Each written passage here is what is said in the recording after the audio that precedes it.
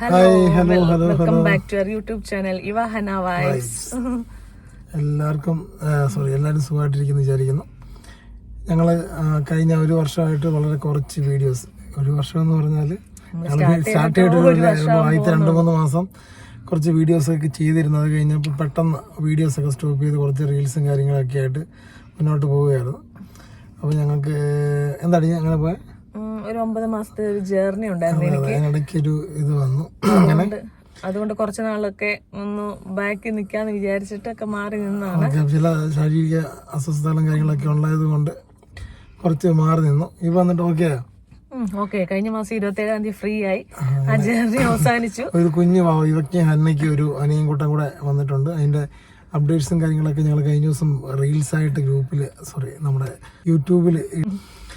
അപ്പം ഞങ്ങൾ വീണ്ടും ആക്റ്റീവായിട്ട് കുറച്ച് വീഡിയോസും കാര്യങ്ങളൊക്കെ ചെയ്യണം എന്ന് വിചാരിക്കുന്നു.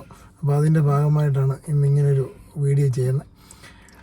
ഞങ്ങളുടെ ഫ്രണ്ട്സൊക്കെ ഒത്തിരി പേര് ചോദിച്ചിരുന്നു, നിങ്ങൾ നിർത്തിയോ, നിങ്ങൾ പെട്ടെന്ന് നിങ്ങളുടെ ആവേശം മങ്ങിപ്പോയോ എന്നൊക്കെ ചോദിച്ചിരുന്നു. അപ്പോൾ അങ്ങനെയല്ല, ഞങ്ങൾ ഇങ്ങനൊരു കാര്യം ഉള്ളത് കൊണ്ടാണ് ചെറിയൊരു ഗ്യാപ്പ് ഇടേണ്ടതായിട്ട് വന്നത്.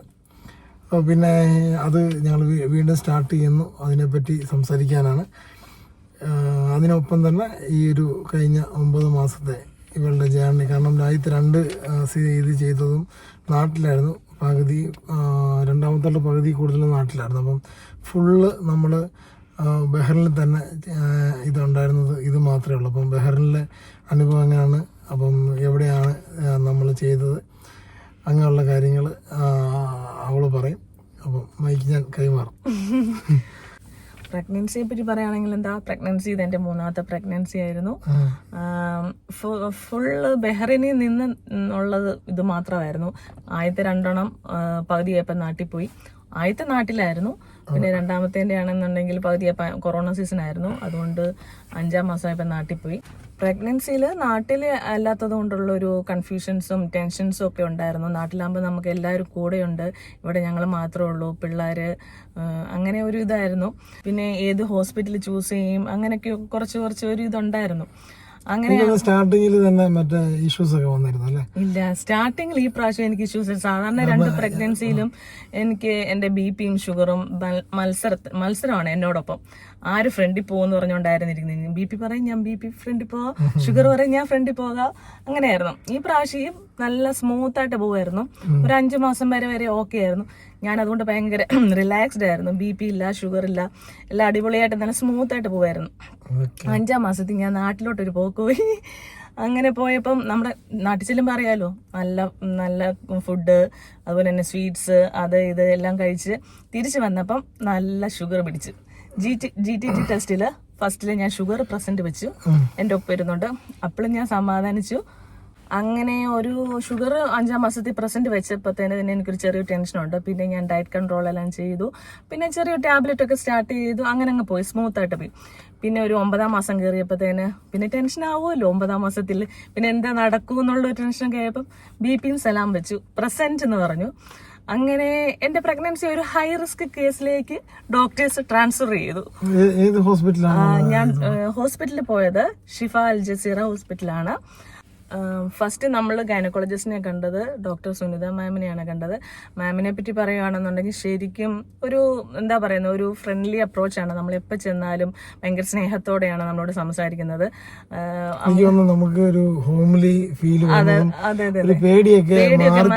എന്റെ ടെൻഷൻസിന്റെ പകുതി ഇത് കഴിച്ചു കളഞ്ഞത് സുനിത മാമിനെ ഓരോ വിസിറ്റ് ചെല്ലുമ്പോഴാണ്. എന്നെ നന്നായിട്ട് പോസിറ്റീവായിട്ട് ഇത് ചെയ്യും, മോളെ എന്ന് വിളിച്ചുള്ള ഒരു ഇതും ഭയങ്കര ഒരു ഇതായിരുന്നു.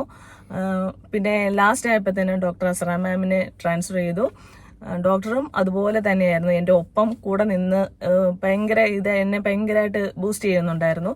ഓരോ വിസിറ്റിലും ചെല്ലുമ്പോഴത്തേനും പേടിക്കണ്ട, എന്നാണെങ്കിലും നമ്മൾ എടുക്കും, അങ്ങനെ എങ്ങനെയാന്ന് പറഞ്ഞുകൊണ്ട് ഇച്ചിരി ഹൈ റിസ്ക് ആയതുകൊണ്ട് കുറച്ച് ടെൻഷൻസ് കൂടുതലായിരുന്നു. കുറച്ച് ഹൈ റിസ്ക് ആയതുകൊണ്ട് എൻ്റെ ഹാർട്ട് റേറ്റ്, BP, ഷുഗർ എല്ലാം ലാസ്റ്റ് ആയപ്പം ഭയങ്കരമായിട്ട് കൂടിപ്പോയി. അങ്ങനെ എനിക്ക് ഡോക്ടർ ഒരു ഡേയ്സ് തന്നു, 2 ഡേയ്സ് ചൂസ് ചെയ്യാൻ പറഞ്ഞു. അതിൽ ഏതെങ്കിലും ഒരു ദിവസം വന്നിട്ട് നമുക്ക് നോക്കാമെന്ന് പറഞ്ഞു. അങ്ങനെ ഞാൻ നവംബർ 27 ഹോസ്പിറ്റലിൽ പോയപ്പം ചെറിയ കൺട്രാക്ഷൻസ് ഇങ്ങനെ വന്നുകൊണ്ടിരുന്നു. അപ്പൊ തന്നെ ഡോക്ടർ അസറ മാം പറഞ്ഞു നമുക്ക് സിസേറിയൻ ഫിക്സ് ചെയ്തേക്കാന്ന് പറഞ്ഞു. സഡൻ കയറുമായിരുന്നു. സഡൻ കയറിയപ്പോൾ അതിലും വലിയ കോമഡിയാണ് നടന്നത്. ഒന്നുമില്ല, എൻ്റെ മീൻസ് നോർമൽ ടെമ്പറേച്ചർ 37 കയറി. 37.8 പേടിച്ചിട്ട് പെട്ടെന്നൊരു പനി എവിടെന്നോ വന്നെന്ന് അറിഞ്ഞില്ല. ഡോക്ടേഴ്സിന് തന്നെ സത്യം പറഞ്ഞാൽ കൺഫ്യൂഷൻ ആയി പോയി. ഡോക്ടേഴ്സ് വിചാരിച്ചു ഇതെന്തോ പറ്റി, ഇല്ലാത്ത ടെസ്റ്റുകളെല്ലാം ചെയ്തു, എല്ലാം നോർമലാണ്. പക്ഷേ ആവശ്യമുള്ള ടെസ്റ്റ് ഓക്കെ, അതാണ് മീൻസ് അതാണ് ഡോക്ടേഴ്സിന് അത് ക്ലാരിഫൈ ചെയ്യണമല്ലോ. അങ്ങനെ എല്ലാം ടെസ്റ്റും ചെയ്തു, പക്ഷെ എല്ലാം നോർമലായിരുന്നു. ഓൾറെഡി എന്റെ ടെൻഷൻ കൊണ്ടാണ് ഇങ്ങനെയൊക്കെ എന്തെന്നുള്ളതാണ്. വളരെ ഭംഗിയായിട്ട് കാര്യങ്ങൾ നല്ല സ്മൂത്ത് ആയിട്ട് നടന്നു. ഭയങ്കര സപ്പോർട്ടായിരുന്നു. കാരണം അതെ, ഡോക്ടർമാരുടെ ഭാഗത്തുനിന്നും അതേപോലെ ഹോസ്പിറ്റലിലെ എല്ലാവരും ആ സമയത്ത് നല്ല രീതിയിൽ സപ്പോർട്ടിന്റെ കാര്യത്തിൽ ഭയങ്കര സപ്പോർട്ടാണ്. ഹോസ്പിറ്റലിലെ ഓരോ സ്റ്റാഫിനെയും പറ്റി പ്രത്യേകം നന്ദി പറയുന്നു. കഴിഞ്ഞിട്ടാണെങ്കിലും കുഞ്ഞ് പിന്നീടാണ് കുഞ്ഞിനെ NIC കൊണ്ടുവന്നത്. അപ്പൊ തൊട്ട് കുഞ്ഞിന്റെ കാര്യങ്ങൾക്കും ഇവളുടെ ആവശ്യങ്ങൾക്കും എല്ലാം വളരെ ഭംഗിയായിട്ട് കൈകാര്യങ്ങൾ ചെയ്തു. ഒരു എല്ലാവിധ നേഴ്സസ്മാരും ഡോക്ടേഴ്സും പ്രത്യേകം നന്ദി പറയുന്നു. സത്യം പറഞ്ഞാൽ നമുക്ക് സാധാരണക്കാർക്ക് അഫോർഡബിൾ ആയിട്ടുള്ള ഒരു ഹോസ്പിറ്റൽ തന്നെയാണ്. ഇവിടേക്ക് ആകുമ്പോ എങ്ങനെ നമ്മൾ ഇവിടെ വെച്ചാണെന്നുള്ള ഒരു ബുദ്ധിമുട്ടൊക്കെ ഉണ്ടാകും. ഇവിടെ വെച്ചാണ് നമുക്ക് അറിയത്തില്ല. അപ്പൊ നമുക്ക് ചൂസ് ചെയ്തത് കറക്റ്റ് ഒരു ഓപ്ഷൻ ആയിരുന്നു എന്നുള്ളതാണ്. നമുക്ക് ആദ്യം തൊട്ടേ മാനസികമായിട്ടുള്ള എല്ലാ പിന്തുണയും ലഭിച്ചു. അതേപോലെ അഫോർഡബിൾ റേറ്റും കാര്യങ്ങളൊക്കെയാണ്. അപ്പം ഞങ്ങൾക്ക് പറയുകയാണെങ്കിൽ നമുക്കൊരു വളരെ ഭംഗിയായിട്ട് ഈ ഒരു പീരീഡ് ഞങ്ങൾക്ക് ഇത് ചെയ്യാനായിട്ട് സാധിച്ചത് ഞങ്ങളിങ്ങനെ ഒരു ഹോസ്പിറ്റൽ ഈ ഷിഫ അൽ ജസീറ സെലക്ട് ചെയ്തുകൊണ്ട് തന്നെയാണ്. അപ്പം ഒരിക്കൽ കൂടെ അവർക്ക് അവിടുത്തെ എല്ലാ സ്റ്റാഫിനും മാനേജ്മെന്റിനും എല്ലാം ഞങ്ങൾ ശരിക്കും നന്ദി പറയുന്നു.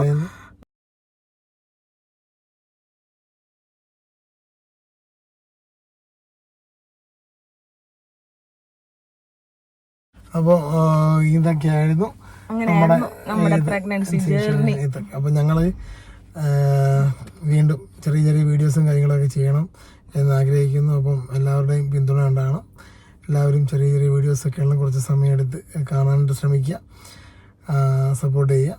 അപ്പം വരും ദിവസങ്ങളിൽ പുതിയ വീഡിയോസും കാര്യങ്ങളായിട്ട് ഞങ്ങൾ വരും. എല്ലാവർക്കും നല്ലൊരു ദിവസം അല്ലേ? Okay, see you, by.